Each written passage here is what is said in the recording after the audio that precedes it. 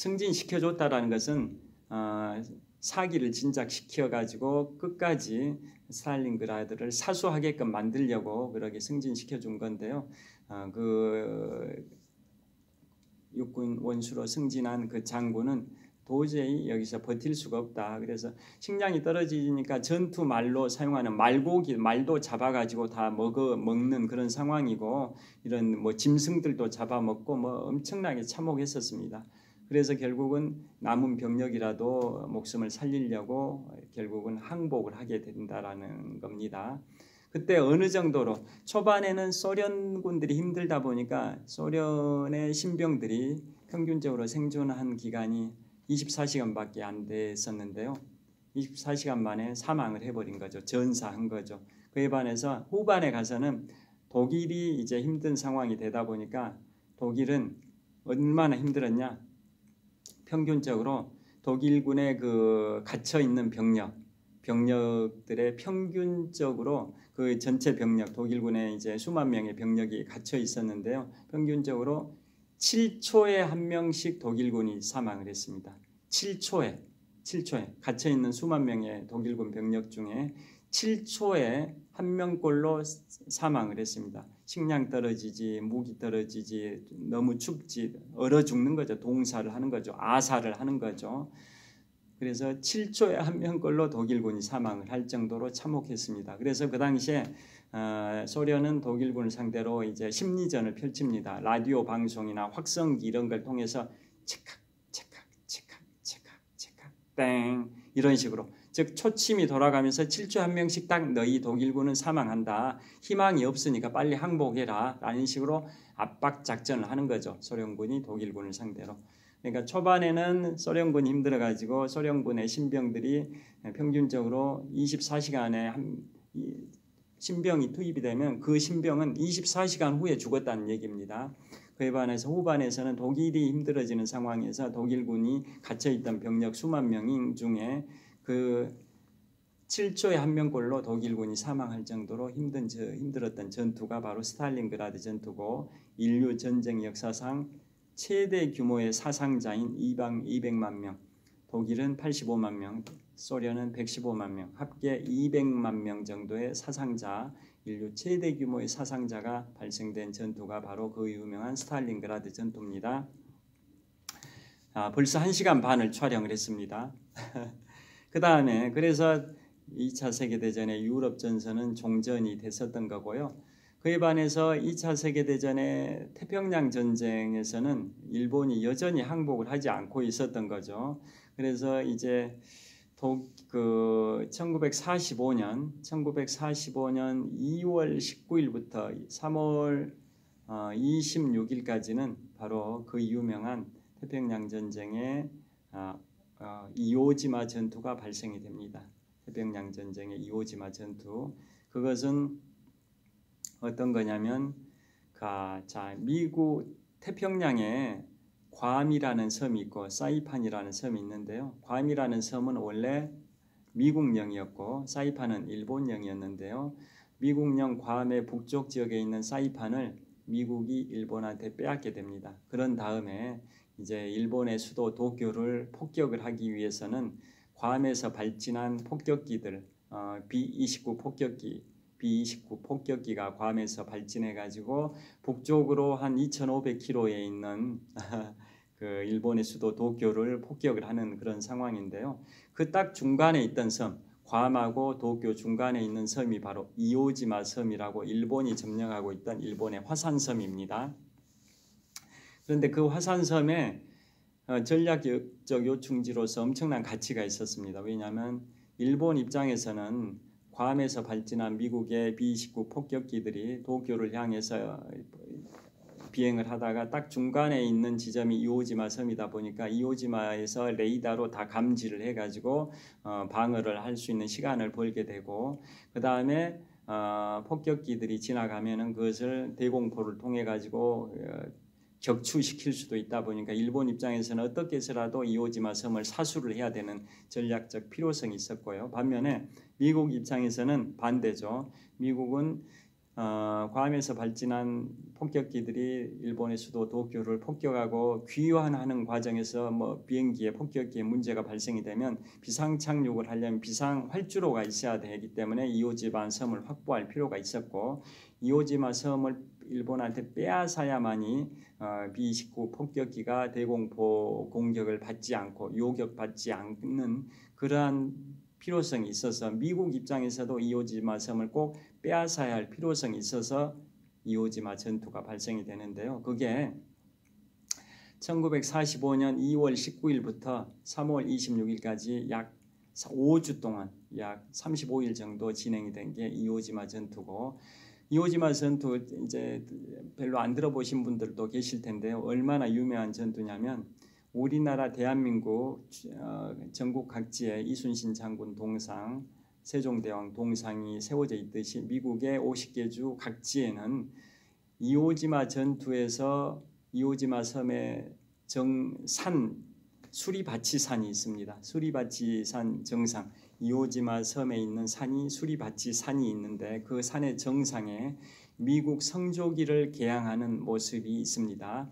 자, 미국 해병대원 6, 7명이 미국의 초대형 성조기를 이오지마 섬의 수리바치산 정상에 성조기를 개항하는 모습이 종군 기자에 의해서 사진 촬영이 됐고, 그게 미국 본토로 전송이 돼서 미국 언론인한테 주는 최고의 상인 퓰리처상까지 받았습니다. 그 성조기를 개항하는 모습을 촬영한 그 사람, 종군 기자가 그 정도로 유명합니다. 그래서 그 성조기를 이제 개항을 했는데요. 이오지마 섬의 이제 전투는 결국은 거기에서 35일 동안 진행이 되면서 결론부터 말씀드리면은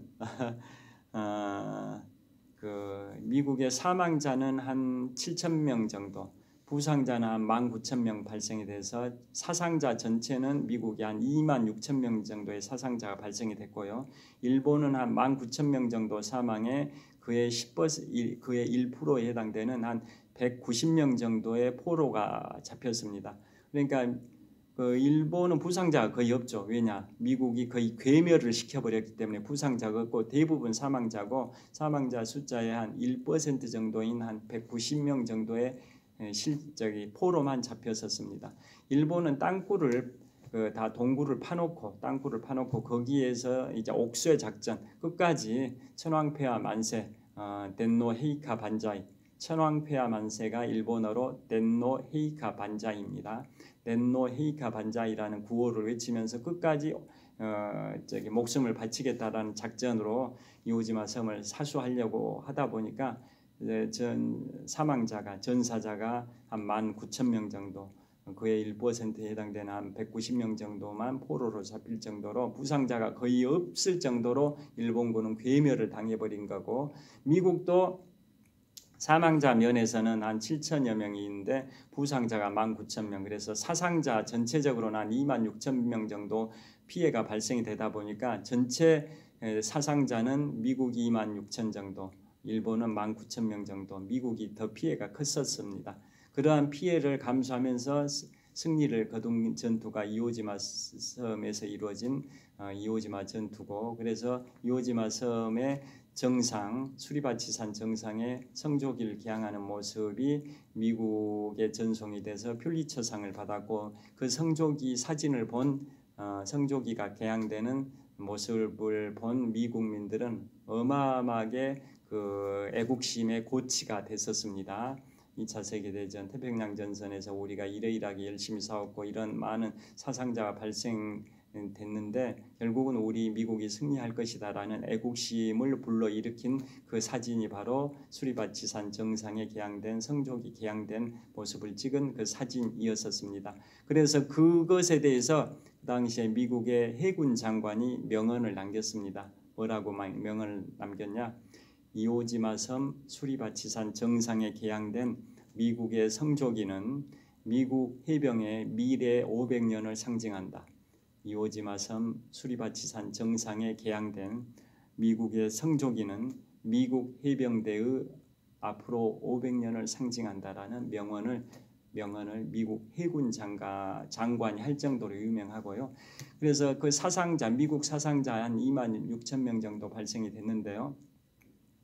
그 보고를 받은 프랭클린 루즈벨트 대통령은 눈물을 뚝뚝 흘렸다라는 일화가 있습니다. 그만큼 치열했던 게 이오지마 전투였고, 그래서 성조기를 기항했던 한 7명의 해병 대원들을 국내로 소환해가지고 전쟁을 수행하려면 국채를 발행해야 되지 않습니까? 국채 발행 홍보대사로 활용하려고 7명의 성조기 개항했던 해병들을 소환을 하려고 했습니다. 전국을 소운해하면서 홍보 요원으로 활용하기 위해서 애국심을 불러일으켰던 그 장본인들이기 때문에, 용사들이기 때문에, 그래서 소환 명령을 내렸는데 이미 그 중에 한 7명 중에 한 4명 정도가 사망 전사를 해버렸습니다. 그래서 나머지 생존자인 3명만 소환해가지고 미국으로 불러들여가지고 전국 각지를 순회하면서 국채 발행 홍보대사로 활용을 했는데, 그 3명 중에 1명의 아들이 작가였습니다. 작가. 그래서 그 작가인 아들이 아버지가 성조기를 기항한 모습을 소재로 글을 썼습니다. 그래서 그 제목이 아버지의 깃발입니다. 아버지의 깃발. 그게 영화로도 나온 게 바로 영화 제목 이오지마라는 영화도 있고, 또 이오지마에서 온 편지, 영화 제목이 이오지마에서 온 편지라는 것도 있고, 또 아버지의 깃발이라는 그러한 제목의 영화도 있는데요. 다 클린트 이스트우드, 유명한 미국 배우죠. 클린트 이스트우드가 다 감독을 했던 영화입니다. 그게 바로 이오지마 전투를 소재로 한 영화입니다.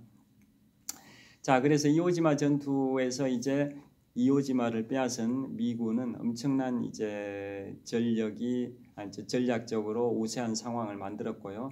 그 다음에 이오지마 전투가 1945년 3월 26일에 끝나고, 그로부터 단 6일 후에 또 다른 전투가 발생이 됩니다. 그게 바로 오키나와 전투입니다.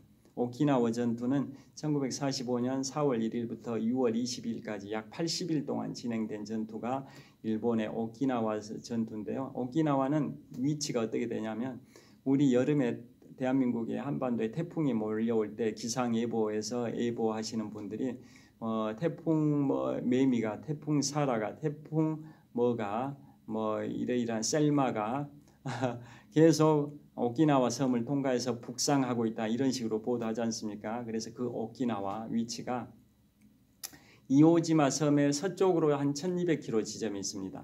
그러니까 아까 말씀드린 것처럼 미국령 괌하고 북쪽에 있는 일본의 수도 도쿄가 한 2,500km 떨어져 있는데, 그 중간에 이오지마 섬이 있으니까 그 이오지마 섬은 북쪽으로 한 1200km 지점에 일본의 수도 도쿄가 있고, 또 이오지마 섬의 서쪽으로 한 1200km 지점에 일본의 섬 오키나와가 있습니다. 그래서 오키나와 섬은 일본의 입장에서는 최후의 방어선이었습니다. 최후의 방어선. 그래서 최후의 방어선인 오키나와를 일본은 어떻게 해서라도 사수를 하려고 하고, 미국은 일본의 본토 공격을 위한 최종 관문인 오키나와 섬을 어떻게 해서라도 빼앗아야겠다라는 전략적 이유가 있었습니다. 그래서 결론부터 말씀드리면 총 80일 정도 진행된, 이오지마 전투는 한 35일 정도 진행된 반면에 오키나와 전투는 한 80일 정도 진행이 됐는데요.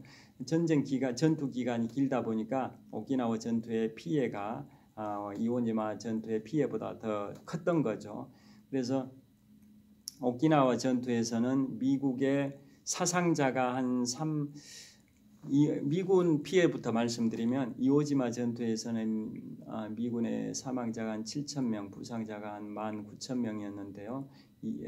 오키나와 전투에서는 미국의 사망자가 한 13,000명, 부상자는 한 36,000명 정도 됐습니다.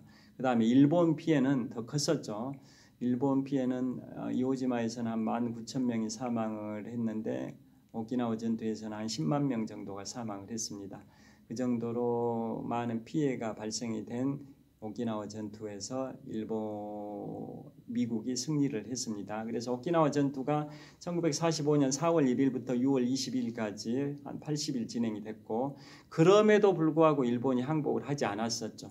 그래서 결국은 다음 달인 1945년 7월 16일에 아까 초기에 모두에 말씀드린 것처럼 2차 세계대전과 원자폭탄이라는 제목으로 제가 소제목으로 해가지고 2020년 3월에 제가 인문학서적 두 번째 작품을 출간했다고 말씀드렸는데요.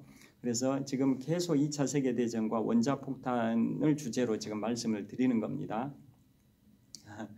그래서 오키나와 전투가 끝났음에도 불구하고 일본이 항복을 하지 않은 상황에서 한 달이 지난 1945년 7월 16일에 미국의 뉴멕시코주에서 드디어 맨해튼 프로젝트 원자폭탄 개발 프로젝트의 성과물이 나옵니다. 1945년 7월 16일에 미국의 뉴멕시코주의 사막에서 인류 최초의 핵폭탄 실험, 원자폭탄 실험에서 성공을 하게 되고 그로부터 열흘 후인 1945년 7월 26일에 포츠담 선언이 있습니다. 포츠담 선언에서 결국은 그 당시에 중국의 장제스, 그 다음에 영국의 윈스턴 처칠의 후임인 클레멘트 애틀리 총리, 노동당의 클레멘트 애틀리 총리, 그 다음에 미국의 프랭클린 루즈벨트, 이 세 사람이 만나가지고 포츠담 선언을 합니다. 거기서 뭐라고 하냐? 요지는 일본은 즉각적으로 항복해라. 즉각적으로 항복하지 않으면 즉각적인 파멸이 있을 뿐이다. 라고 선언한 게 바로 포츠담 선언인데요. 그럼에 그 선언의 배경에는 열흘 전인 7월 16일에 인류 최초의 핵실험에서 미국이 성공해서 원자폭탄을 확보했다라는 자신감이 있었던 거죠. 그래서 그 7월 26일 날 포츠담 선언을 통해서 일본 즉각적으로 항복하지 않으면 즉각적인 파멸이 있을 뿐이다라고 선언을 했었던 겁니다. 그때 포츠담 선언과 관련해서 약간 또 비화를 말씀을 드리면, 에피소드를 말씀드리면, 포츠담 선언 당일날 그 오전에 영국의 총선거 결과가 발표됐습니다. 그동안은 영국의 보수당의 윈스턴 처칠이 한 5년 3개월 동안 영국의 61대 총리를 했는데요. 그 포츠담 선언 당일에 1945년 7월 26일 당일에 영국의 선거 결과가 나왔습니다. 해외에 파병된 군인들의 부재자 투표 등 결과가 다 집계돼 가지고 포츠담 선언 당일의 결과가 나왔는데 정권이 바뀌어 버렸습니다. 정권이 다수당이 보수당이 아니라 이제 노동당으로 바뀌어서 보수당의 윈스턴 처칠은 이제 물러나고 노동당의 클레멘트 애틀리 총리가 집권해서 포츠담 선언의 서명은 클레멘트 애틀리 총리가 서명을 합니다. 그 다음에 이제 중국의 장제스, 그 다음에 미국의 프랭클린 루즈벨트 대통령도 서명하고 이오시프 스탈린은 거기에 서명은 안 했습니다. 왜냐하면 아직 그 이오시프 스탈린 소련이 일본한테 선전포고를 하지 않은 상황이었기 때문에 그냥 업저버 자격으로 이오시프 스탈린은 그 독일의 거기 베를린 근처 외곽의 포츠담에 참석은 했지만 서명 자격은 없었습니다. 그래서 업저버로만 있었는데요. 그때 서명을 했던 미국의 서명한 사람이 프랭클린 루즈벨트가 아닙니다. 해리 트루만 대통령입니다. 왜 그러냐면 아까 말씀드린 것처럼 히틀러가 권총 자살하기 18일 전인 1945년 4월 12일에 프랭클린 루즈벨트 대통령은 뇌출혈로 사망을 했고 그 당시 부통령이었던 해리 트루먼이 대통령직을 승계를 했습니다. 그래서 그로부터 석 달 후인 7월 26일 포츠담 선언 당일에는 그때는 미국의 대통령이 미국의 제33대 대통령인 해리 트루만 대통령이었습니다. 그래서 해리 트루만 대통령이 포츠담 선언의 서명자인데요. 그때 해리 트루만 대통령이 업적으로 참가한 소련의 이오시프 스탈린에게 이렇게 귓속말을 합니다. 우리 미국이 가공할 무기를 개발을 했다. 인류 역사상 전혀 최대 규모의 지금까지 없었던 엄청난 위력, 가공할 만한 파괴력을 가진 무기를 개발했다. 원자폭탄이란 말을 사용하진 않았답니다. 비밀 유지가 중요하다 보니까 무슨 신무기를 개발했다라고만 표현을 했답니다. 그런데 이미 그 말을 들은 이오시프 스탈린은 스파이를 통해서 미국이 원자폭탄 개발에 성공했다. 즉 열흘 전인 7월 16일에 뉴멕시코주 사막에서 인류 최초의 핵실험인 원자폭탄 핵실험에 미국이 성공했다라는 정보를 알고 있었답니다. 그런데 안채를 하진 않았다고 합니다. 여하튼 포츠담 선언에서 그러한 비화가 있었고요. 그런 포츠담 선언에도 불구하고 일본은 즉각적으로 항복해라. 즉각적으로 항복하지 않으면 즉각적인 파멸이 있을 뿐이다라고 선언했음에도 불구하고 일본이 항복하지 않으니까 그로부터 정확하게 3주 후인 8월 6일이죠. 7월 26일에 포츠담 선언이 있었고 그로부터 11일 후입니다.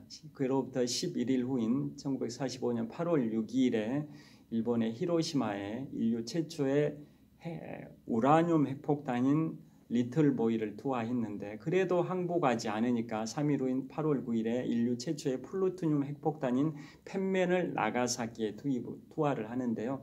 펜맨이 투하되기 하루 전이니까 1945년 8월 8일에 구소련이 일본을 상대로 선전포고를 합니다. 그러니까 대세가 일본의 패망으로 기울어진 상황에서 잔치상에 이렇게 숟가락 하나 올려놓는 격으로 구소련의 이오시프 스탈린은 2차 세계대전에서 태평양 전쟁에서 일본을 상대로 그때 선전포고를 해서 태평양 전선에 참전을 하게 됩니다.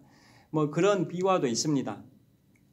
참전을 하게 된 이유가 소련이 참전하게 된 이유가 일본이 패망을 하게 되면 이 전리품을 연합군의 전리품을 챙기는데 미국이 주도한 태평양 전선에 소련도 숟가락을 하나 올려놓게 되면 전리품을 나눠 갖게 되는 거고 결과적으로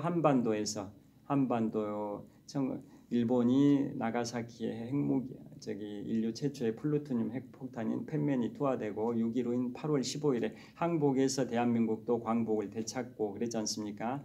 그런데 남한 지역은 미군이 진주를 하고 북한 지역은 구소련이 진주를 해가지고 결국 한반도에 분단이 초래된 거지 않습니까?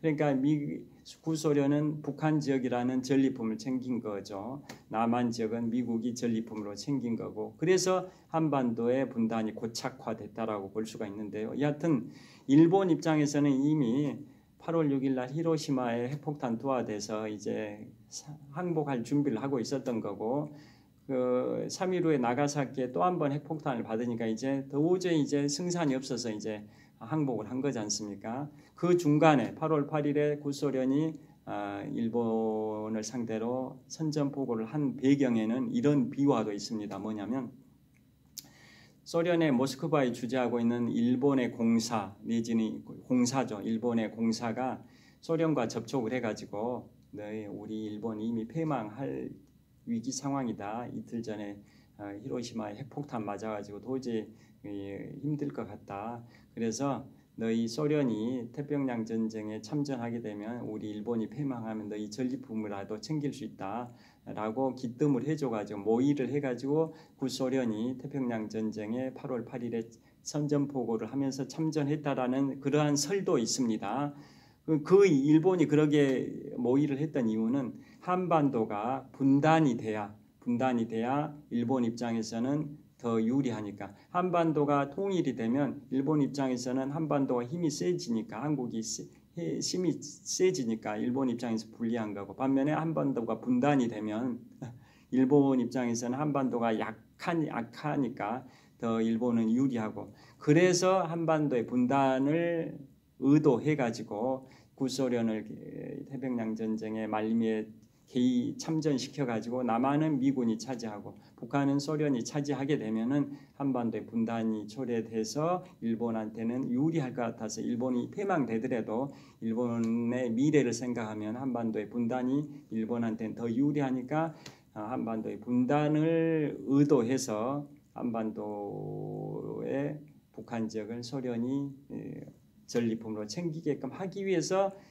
그런 식으로 모의를 했다. 그래서 8월 8일에 구소련이 일본을 상대로 선전포고해서 결국은 소련이 북한이라는 전리품을 챙겼다. 이런 설도 있습니다. 설도. 그게 뭐 고증이 된 건 아닌데 그런 의견도 있습니다. 여하튼 원자폭탄 2대를 맞은 일본이 이제 항복을 해서 2차 세계대전에 태평양 전쟁에서도 연합군이 승리를 해서 2차 세계대전이 끝났습니다. 그래서 지금까지 2시간 가까이 촬영을 했습니다. 그래서 1939년 9월 1일에 시작된 2차 세계 대전이 태평양 전쟁의 종료 시점인 1945년 8월 15일까지 생각을 하면 약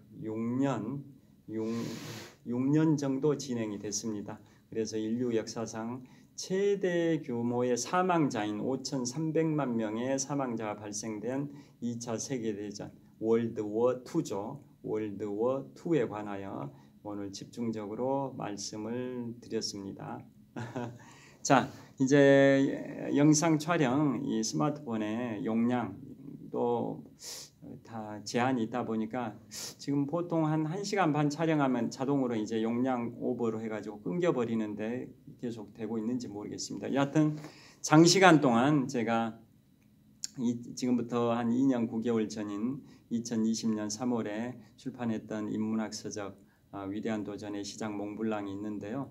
그 책에는 4편의 이야기가 있는데 그 중에 한 편이 2차 세계대전과 원자폭탄입니다. 그래서 오늘은 2차 세계대전과 원자폭탄을 주제로 해가지고 장시간 2시간 가까이 말씀을 드렸습니다. 자, 이제 점심 식사를 하고 오후에 강의를 해야 되겠습니다. 장시간 시청해 주셔서 감사합니다. 동절기 건강관리에 각별히 유의하시고 오늘도 유쾌 상쾌 통쾌한 건강하고 행복하고 즐겁고 보람찬 하루 보내시길 빌겠습니다. 시청해 주셔서 감사합니다.